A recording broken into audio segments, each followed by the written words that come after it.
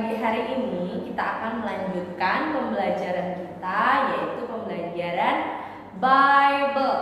Nah, silakan kalian siapkan bukunya terlebih dahulu sebelum kita memulai pelajaran ini.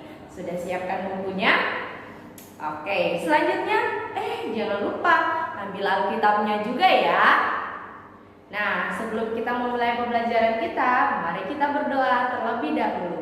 Kita berdoa. Tuhan Yesus, terima kasih pada pagi hari ini kami akan belajar Bible. Kiranya Tuhan memberkati kami, memberikan hikmat, kepintaran, kecerdasan, konsentrasi bagi kami supaya kami dapat memahami kebenaran firman Tuhan. Bahkan kami boleh menjadi anak-anak yang boleh memahami kebenaran firman Tuhan di pagi hari ini dan boleh mengerti setiap materi yang akan kami pelajari. Kami bersyukur dalam nama Tuhan Yesus. Haleluya. Amin.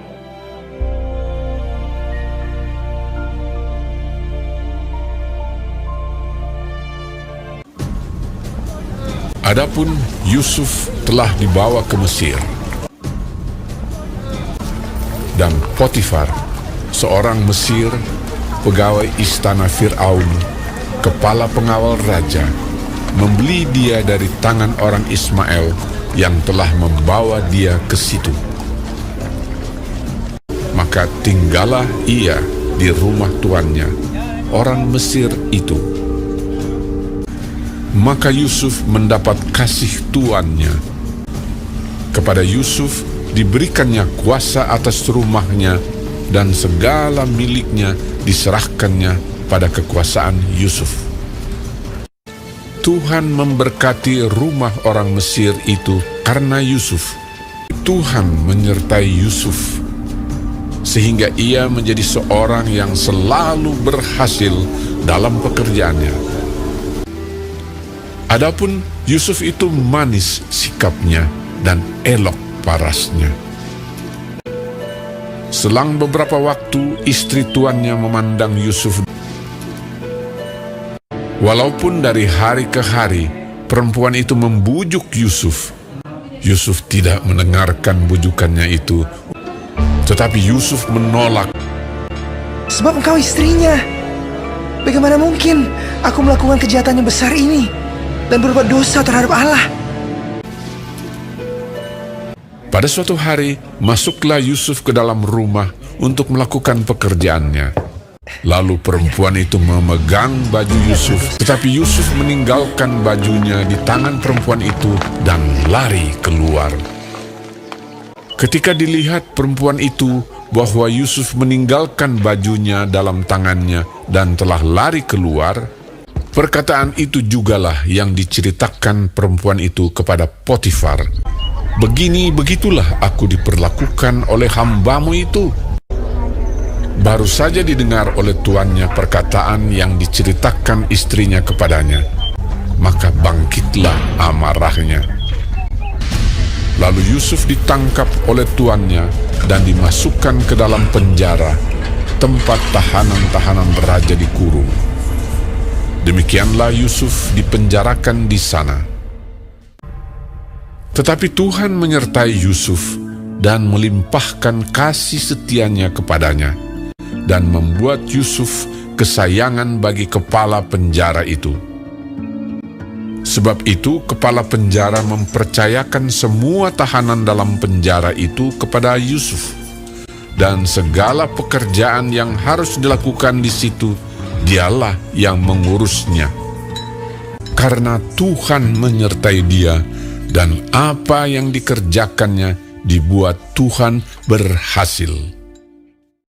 Nah, anak-anak, dalam cerita kisah yang dialami Yusuf ketika dia harus dijual oleh saudaranya sendiri, sampai ketika dia berada di rumah Potifar, tidak sampai di situ saja. Yusuf mengalami hal-hal yang pahit di dalam hidupnya. Dengan begitu banyak proses yang dialami oleh Yusuf, sehingga sebenarnya Yusuf banyak memiliki kesempatan-kesempatan untuk mencari-cari alasan untuk tidak mengikuti Allah. Namun, apakah Yusuf menggunakan alasan tersebut untuk jauh dari Tuhan dengan mengeluh kepada Tuhan? Kalau kalian tadi memperhatikan cerita dari Yusuf, Yusuf sama sekali tidak mengeluh ketika dia diperhadapkan dengan masalah, di mana Yusuf harus dijual oleh saudara-saudaranya sampai ia harus dimasukkan ke dalam penjara. Nah, jika kalian jadi Yusuf, apa respon kita? Apa responmu jika engkau menjadi Yusuf? Nah, anak-anak, seringkali ketika kita mengalami keadaan yang tidak enak atau kita ada di dalam keadaan yang membuat kita sulit untuk mengucap syukur atau tidak nyaman, keadaan yang tidak nyaman, kadangkala kita berusaha untuk membenarkan diri. Kita merasa bahwa diri kita yang benar dan Tuhan yang salah. Nah, tapi seringkali sikap atau pernyataan atau tindakan kita, pembenaran diri kita itu tidak sesuai dengan kebenaran firman Tuhan. Nah, di sini ada tabel tentang pembenaran diri yang kadangkala kita merasa diri kita lebih baik dengan sikap atau respon kita dalam keadaan, dan di sini Tuhan menjawab kita dengan firman-Nya. Tabel ini bisa kalian lihat di dalam buku Bible kalian pada halaman 15. Ketika kita merasa diri kita benar, kadangkala itu tidak sesuai dengan kebenaran firman Tuhan. Contohnya yang pertama, ketika kita merasa ini adalah kesalahan keluargaku, lihatlah semua masalah yang dimiliki keluargaku, dan ini hanya terjadi di dalam keluargaku. Ketika kita bersungut-sungut seperti itu, maka ingatlah di dalam Amsal 139 ayat 13-16 menyatakan, aku diciptakan oleh Tuhan dan disertai oleh Tuhan. Tuhan tidak pernah meninggalkan kita. Kemudian ketika kita berkata, ini kegagalan orang lain, mereka memperlakukan saya begitu buruk, saya sangat marah sehingga saya harus membalas mereka. Aku akan membalas dendam. Tapi Tuhan ingatkan kembali kepada kita bahwa dalam Ibrani 10 ayat 30-31 menyatakan bahwa pembalasan itu bukan hak kita, tapi pembalasan itu adalah haknya Tuhan. Kemudian ketika kita berkata, ini bukan salahku, aku dikuasai begitu banyak kejahatan. Siapa yang bisa tahan dengan emosi seperti itu? Yang bisa aku lakukan hanya kegagalan, yang bisa aku alami hanya kegagalan. Nah, Tuhan katakan dalam 1 Korintus 10 ayat 13 mengatakan bahwa pencobaan yang kita alami tidak melebihi kekuatan kita. Jadi ketika Yusuf atau kalian mengalami pencobaan tersebut, itu tidak melebihi kekuatan kita.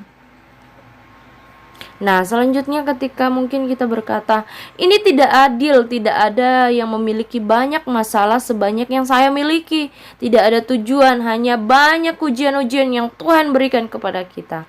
Tahukah kalian bahwa di dalam Yakobus 1 ayat 2-4 menyatakan bahwa ujian akan memberikan kekuatan kepada kita, bahwa setiap proses keadaan yang Tuhan berikan itu akan memberikan kekuatan kepada kita. Ketika kita semakin bertekun, maka kita akan menghasilkan yang namanya iman yang dewasa di dalam Tuhan, sehingga menjadi sempurna dan utuh di dalam Kristus Yesus. Jadi ketika kita setia kepada setiap proses yang Tuhan berikan, maka kita akan menjadi pribadi yang kuat di dalam Tuhan. Siapa yang mau kuat? Nah, tentunya kalian semua mau kuat. Nah, jadi anak-anak, ketika kita ada di dalam keadaan yang tidak enak dan kita merespon keadaan itu dengan membenarkan diri kita seperti 4 pernyataan tadi. Nah, marilah kita ingat firman Tuhan seperti yang sudah kalian baca tadi dalam Amsal, Ibrani, 1 Korintus, dan Yakobus. Oke, mari kita lanjutkan cerita Yusuf berikut ini.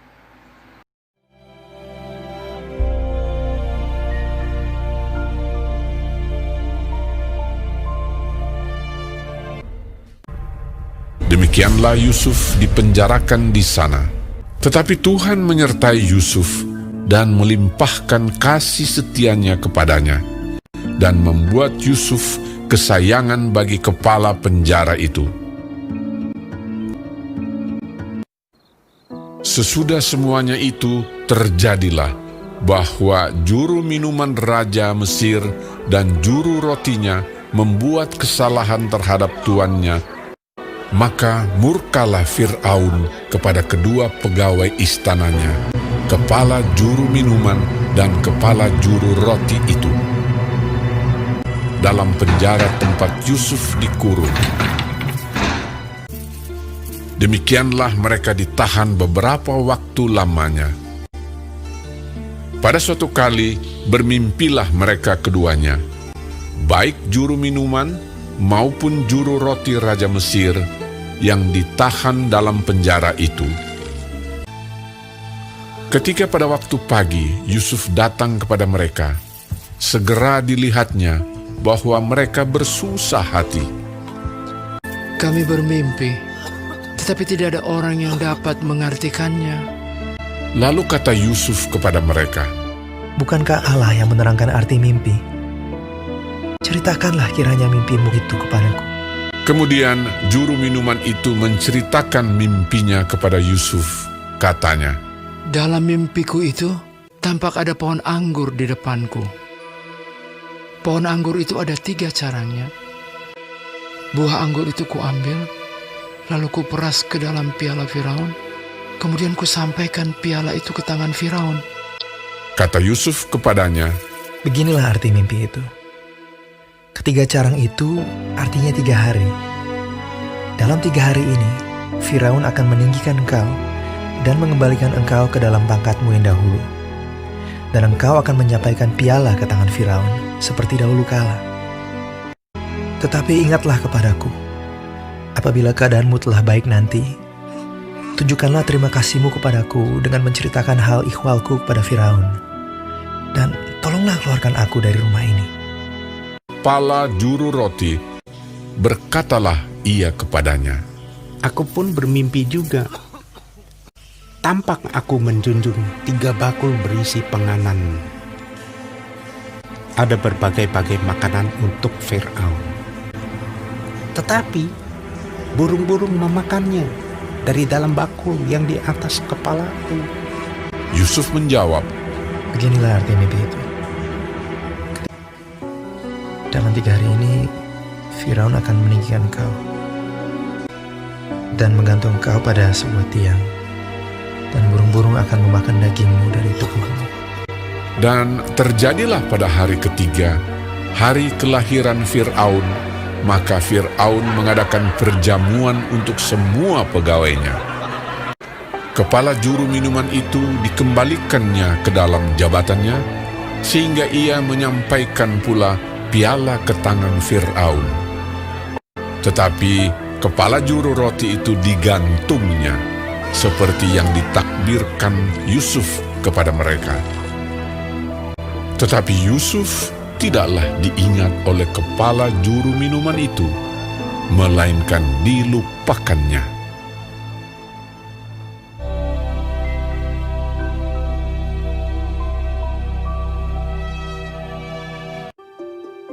Setelah lewat 2 tahun lamanya, bermimpilah Fir'aun. Tampaklah dari sungai Nil itu keluar 7 ekor lembu yang indah bangunnya dan gemuk badannya, lalu memakan rumput yang di tepi sungai itu. Kemudian tampaklah juga 7 ekor lembu yang lain yang keluar dari dalam sungai Nil itu. Lembu-lembu yang buruk bangunnya dan kurus badannya itu memakan ke-7 ekor lembu yang indah bangunnya dan gemuk itu. Lalu terjagalah Fir'aun. Setelah itu tertidur pulalah ia dan bermimpi kedua kalinya. Tampak timbul dari satu tangkai 7 bulir gandum yang bernas dan baik. Tetapi kemudian tampaklah juga tumbuh 7 bulir gandum yang kurus dan layu oleh angin timur. Bulir yang kurus itu menelan ke-7 bulir yang bernas dan berisi tadi.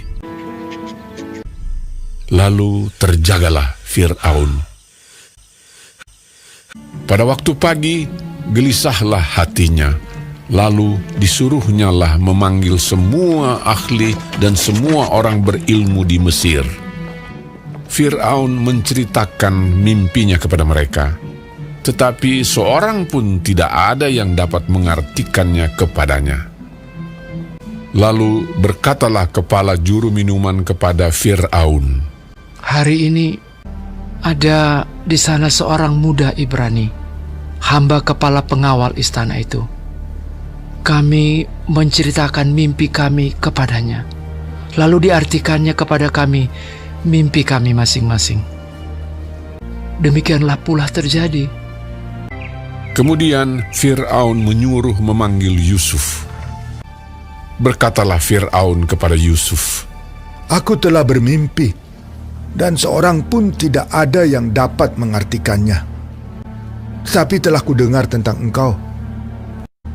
Yusuf menyahut Fir'aun, Bukan sekali-kali aku, melainkan Allah juga yang akan memberitakan kesejahteraan kepada tuanku Firaun. Kedua mimpi tuanku Firaun itu sama. Ketujuh ekor lembu yang baik itu dan ketujuh bulir gandum yang baik itu ialah 7 tahun juga. Akan datang 7 tahun kelimpahan di seluruh tanah Mesir. Kemudian ketujuh ekor lembu yang kurus dan buruk, demikian pula ketujuh bulir gandum yang hampa. Maksudnya akan ada 7 tahun kelaparan. Allah telah memperlihatkan kepada tuanku Firaun, dan Allah akan segera melakukannya. Oleh sebab itu, baiklah tuanku Firaun mencari seorang yang berakal budi dan bijaksana, dan mengangkatnya menjadi kuasa atas tanah Mesir. Menimbun gandum di kota-kota sebagai bahan makanan, serta menyimpannya. Demikianlah, segala bahan makanan itu menjadi persediaan untuk negeri ini. Selanjutnya Fir'aun berkata kepada Yusuf, Oleh karena Allah telah memberitahukan semuanya ini kepadamu, tidaklah ada orang yang demikian berakal budi dan bijaksana seperti engkau. Demikianlah Yusuf dilantik oleh Fir'aun menjadi kuasa atas seluruh tanah Mesir. Yusuf berumur 30 tahun ketika ia menghadap Fir'aun, raja Mesir itu.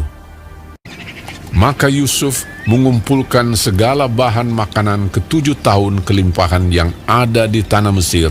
Yusuf menimbun gandum seperti pasir di laut, sangat banyak. Demikianlah Yusuf muncul sebagai kuasa atas seluruh tanah Mesir. Jadi anak-anak, ketika Yusuf di Mesir, dia banyak sekali mengalami hal-hal yang sangat membuatnya tidak nyaman. Dia digoda oleh istri Potifar, kemudian dimasukkan ke dalam penjara, sampai ia mengartikan mimpi Firaun. Namun semua hal itu dialami oleh Yusuf adalah bagian dari rencana Tuhan untuk mengangkat dan mempersiapkan Yusuf menjadi seorang pemimpin besar di Israel. Jadi dari setiap masalah pasti ada rencana Tuhan yang indah. Untuk itulah kita harus belajar dari Yusuf merespon keadaan dengan baik dan tidak bersungut-sungut, karena di balik hal yang terjadi dalam hidup kita ada rencana Tuhan. Nah, selanjutnya kita sudah masuk dalam lesson 5, di mana dalam lesson ini kita akan belajar tentang bagaimana Yusuf mengampuni saudara-saudaranya. Namun sebelumnya mari kita perhatikan cerita Yusuf ini. Silakan buka Alkitab kalian.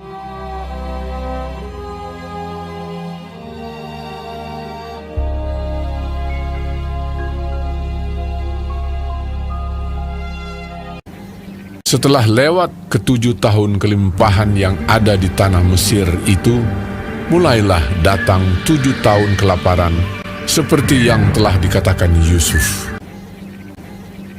Sementara itu, Yusuf telah menjadi mangku bumi di negeri itu. Dialah yang menjual gandum kepada seluruh rakyat negeri itu.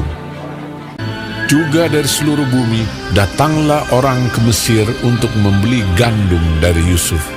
Sebab hebat kelaparan itu di seluruh bumi. Tetapi di seluruh negeri Mesir ada roti.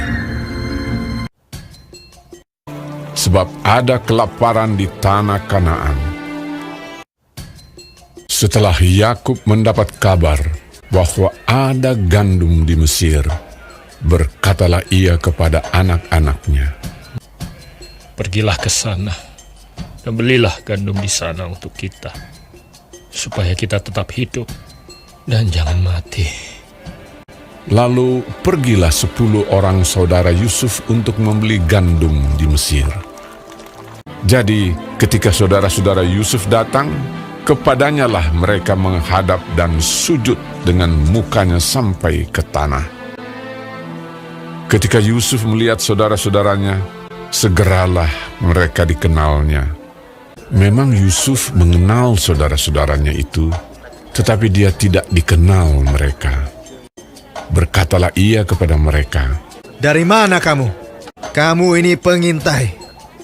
jawab mereka, Dari tanah Kanaan untuk membeli bahan makanan. Hamba-hambamu ini 12 orang. Kami bersaudara, anak dari satu ayah di tanah Kanaan. Tetapi yang bungsu sekarang ada pada ayah kami, dan seorang sudah tidak ada lagi.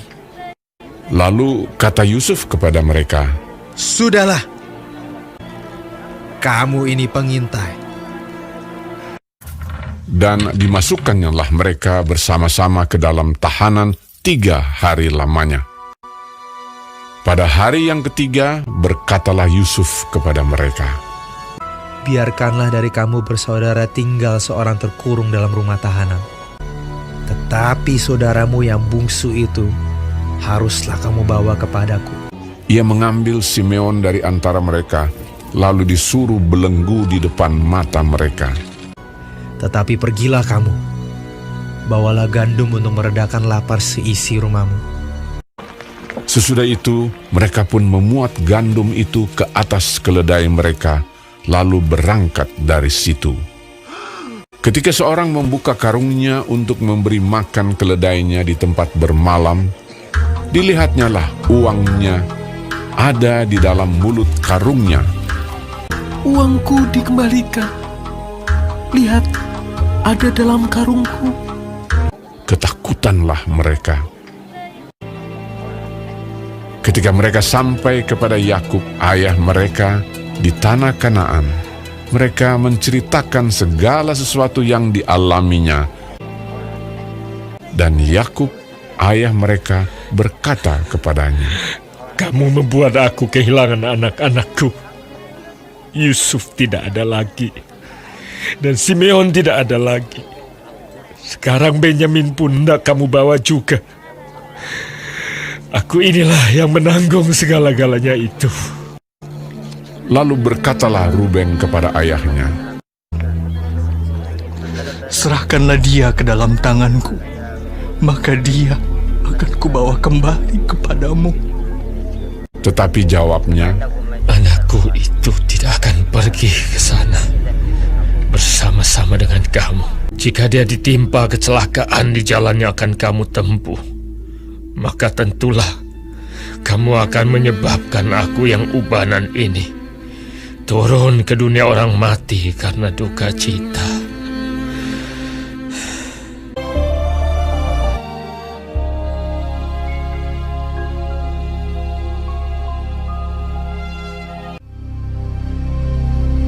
hebat sekali kelaparan di negeri itu.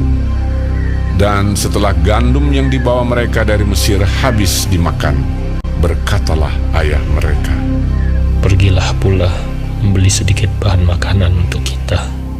Lalu Yehuda menjawabnya, Orang itu telah memperingatkan kami dengan sungguh-sungguh. Jika engkau mau biarkan adik kami pergi bersama-sama dengan kami, maka kami mau pergi ke sana dan membeli bahan makanan bagimu, supaya kita tetap hidup dan jangan mati.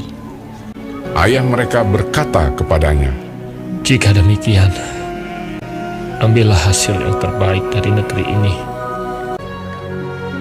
dan bawalah uang 2 kali lipat banyaknya. Beserta Benyamin juga, mereka bersiap dan pergi ke Mesir. Ketika Yusuf melihat Benyamin bersama-sama dengan mereka, lalu segeralah Yusuf pergi dari situ, sebab hatinya sangat terharu merindukan adiknya itu. Ia masuk ke dalam kamar, lalu menangis di situ. Berkatalah ia kepada kepala rumahnya, Bawalah orang-orang ini ke dalam rumah, sebab orang-orang ini akan makan bersama-sama dengan aku. Setelah orang itu membawa mereka ke dalam rumah Yusuf, lalu minumlah mereka dan bersukaria bersama-sama dengan dia. Sesudah itu diperintahkannyalah kepada kepala rumahnya, Isilah karung orang-orang itu dengan gandum, dan letakkanlah uang masing-masing di dalam mulut karungnya. Dan pialaku, piala perak itu, taruhlah di dalam mulut karung anak yang bungsu, serta uang pembayar gandumnya juga. Ketika paginya hari terang tanah, orang melepas mereka beserta keledai mereka.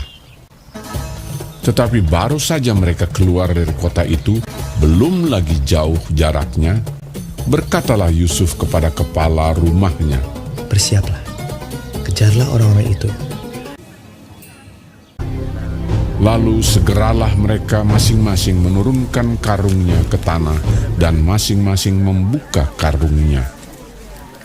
Dan kepala rumah itu memeriksanya dengan teliti. Maka kedapatanlah piala itu dalam karung Benyamin. Dan mereka kembali ke kota. Berkatalah Yusuf kepada mereka, Pada siapa kedapatan piala itu, dialah yang akan menjadi budakku. Kami masih mempunyai ayah yang tua. Ayahnya sangat mengasihi dia. Apabila anak itu tidak bersama-sama dengan aku tidak akan sanggup melihat nasib celaka yang akan menimpa ayahku. ketika itu Yusuf tidak dapat menahan hatinya lagi di depan semua orang. Dan Yusuf berkata kepada saudara-saudaranya, Akulah Yusuf, saudaramu yang kamu jual ke Mesir. Menangislah ia keras-keras. Maka mendekatlah mereka. Yusuf mencium semua saudaranya itu, dan ia menangis sambil memeluk mereka. Sebab untuk memelihara kehidupanlah Allah menyuruh aku mendahului kamu. Ketika dalam istana Firaun terdengar kabar bahwa saudara-saudara Yusuf datang, hal itu diterima dengan baik oleh Firaun. Lalu berkatalah Firaun, Bawalah kereta dari tanah Mesir untuk anak-anakmu dan istri-istrimu, jemputlah ayahmu dari sana, dan datanglah kemari. Maka aku akan memberikan kepadamu apa yang paling baik di tanah Mesir. Yusuf memberikan kereta kepada mereka, juga diberikan kepada mereka bekal di jalan. Demikianlah mereka pergi dari tanah Mesir dan sampai di tanah Kanaan kepada Yakub ayah mereka. Mereka menceritakan kepadanya, Yusuf masih hidup. Bahkan dialah yang menjadi kuasa atas seluruh tanah Mesir.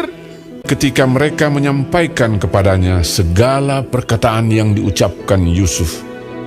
Dan ketika dilihatnya kereta yang dikirim oleh Yusuf untuk menjemputnya, maka bangkitlah kembali semangat Yakub, ayah mereka itu. Anakku Yusuf masih hidup. Aku mau pergi lihatnya sebelum aku mati.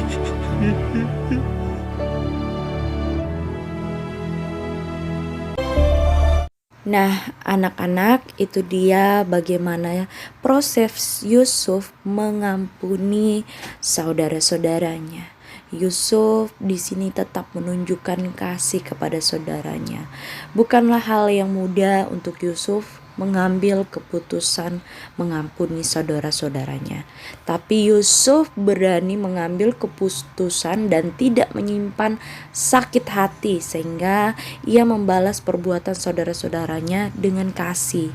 Nah, di sini kalian harus belajar bahwa kita harus memiliki yang namanya belas kasih. Apa itu? Yaitu kebaikan atau perasaan kasih kepada orang lain. Sebagai anak Tuhan, kita harus belajar memiliki yang namanya belas kasih.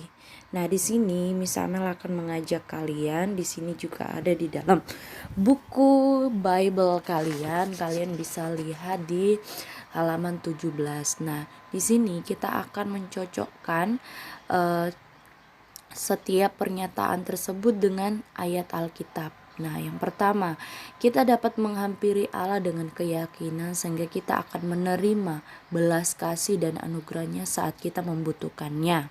Kalian dapat melihat itu di dalam Ibrani 4 ayat 16. Kemudian sulit untuk mengampuni seseorang yang bersikap tidak baik kepada kita. Maka Yesus menyuruh kita untuk melakukan apa? Yaitu dengan tidak membalas tapi memaafkan, bahkan memberikan lebih dari yang diharapkan. Kalian bisa lihat itu di dalam Matius. Kemudian Matius 5 ayat 38 sampai 40. Kemudian kapan Allah dan belas kasihannya menghidupkan orang percaya bersama Kristus, yaitu ketika kita mati dalam dosa, ketika kita tidak layak mendapatkannya. Kalian boleh lihat dalam Efesus 2 ayat 3 sampai 5. Nah, kalau kita lihat dari kisah Yusuf, bahwa ketika kita ada dalam posisinya Yusuf, tentu tidak mudah untuk kita memaafkan. Tapi Yusuf mampu mengampuni saudara-saudaranya karena kasih karunia Tuhan. Jadi pengampunan itu adalah kasih karunia Tuhan.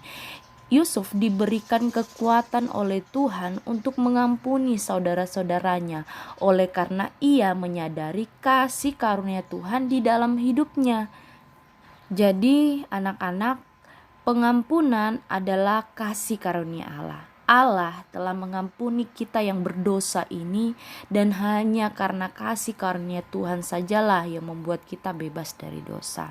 Untuk itu kita harus belajar di sini, yaitu mengampuni orang-orang yang mungkin pernah menyakiti kita. Sama seperti Yusuf telah memberikan pembelajaran bagi kita, demikianlah kita mau belajar untuk mengampuni orang lain. Jadi pengampunan itu bukan karena kita, tapi pengampunan itu hanya karena kasih karunia Tuhan. Jadi kita mengampuni karena Tuhan sudah memberikan kasih karunia-Nya bagi kita.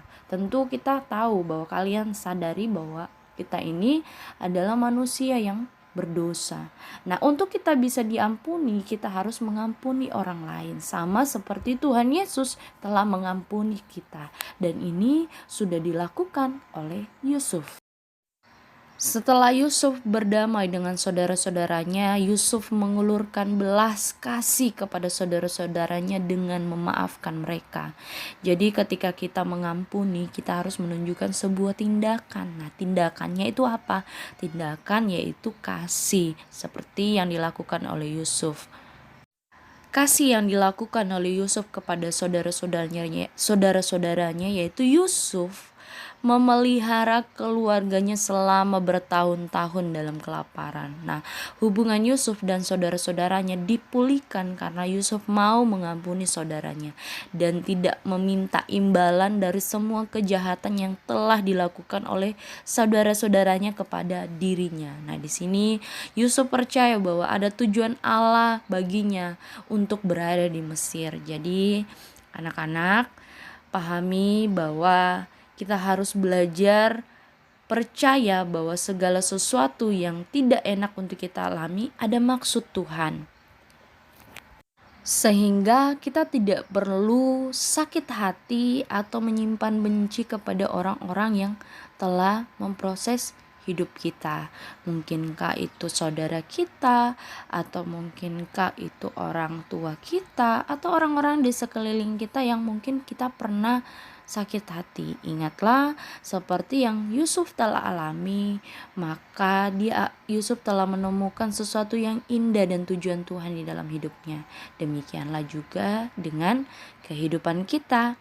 Nah, oke anak-anak, sampai di sini dulu pertemuan kita dalam Bible ini, dan pelajari Bible ini, pelajarin cerita ini dengan baik dan temukan makna-makna yang kamu dapatkan dalam cerita ini. Oke, sampai bertemu di pembelajaran kita selanjutnya. Bye bye.